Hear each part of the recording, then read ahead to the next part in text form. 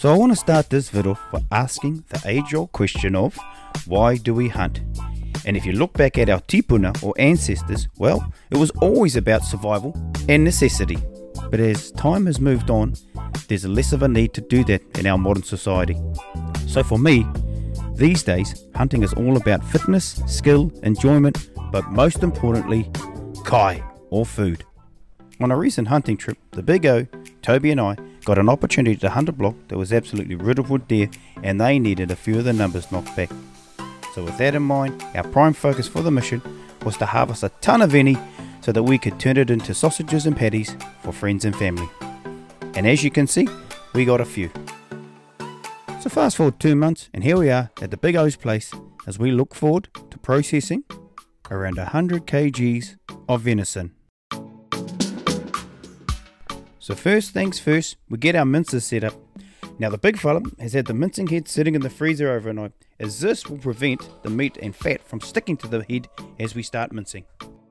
The flavourings we'll be using for both the sausages and the patties come from a New Zealand based company called Dunningham's.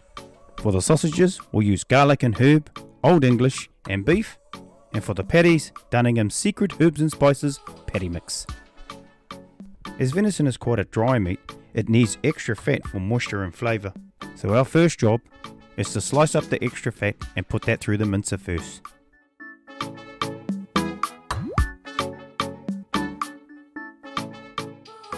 With the fat done, it's time to get into the venison.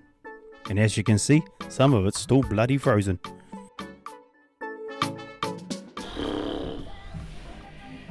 Alright, we're getting a bit of knife fatigue. Only because we're hacking through ice cubes. Yeah, some of it hasn't quite defrosted. 2 sore hands later, we'd finished cutting up the venison and mincing it, and now it was time to mix it in with the fat. Our fat to venison ratio sits around 20% fat, 80% venison. The big fella was on the scales to make sure we get our ratios right, and Toby and I were on cold hand duty of mixing it all in the black bins. With the venison and the fat now mixed up, it was time to add the good stuff, the Dunningham's.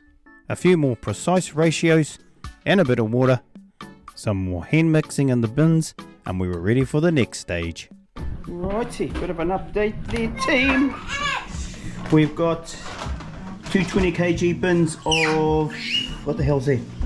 It is Old English, garlic and herb, that's beef. And the bro is doing our mix for, that's going to be all patties over there. Yeah. With our bins full of sausage and patty mix, it was time to put it back through the mincer for the last time.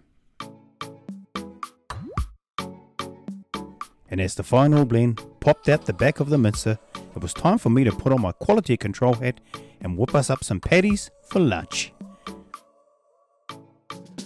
And thanks to the big fella's partner, the lovely Midia, it's brioche venison burgers for lunch.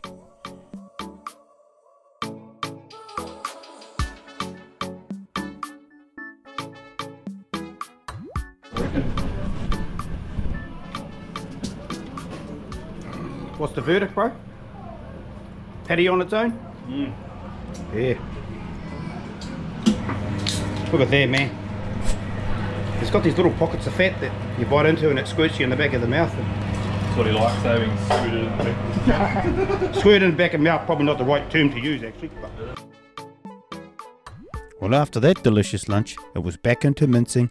Time to get out the press and start making the patty rolls. So to make patties, we use these plastic sleeves which we slip onto the large nozzle of the meat press. Yes, I know what that process looks like. Get your mind out of the bloody gutter, you filthy bugger. Anyway, with the sleeve on, it's just a matter of cranking on the handle of the press, which then fills the sleeve, making it look like a large dog roll. We then twist the top, lock it off with a plastic tag, then off to the freezer. They'll stay in here to freeze, and then at a later date, we'll take them down to the butcher's to have them cut up into patties on the bandsaw. With the patties done, it's time for me to jump back on the mincer while Toby and the big fella set to getting the sausages done. Once the big fella's done his sausage swizzling technique, it's then time to tag and bag.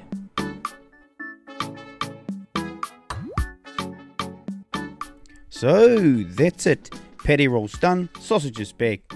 If you want any more info on any of the mixes and the ratios, jump onto the Dunningham's website. I hope you guys enjoyed this little vid. Don't forget to like, subscribe and share. Modi ora.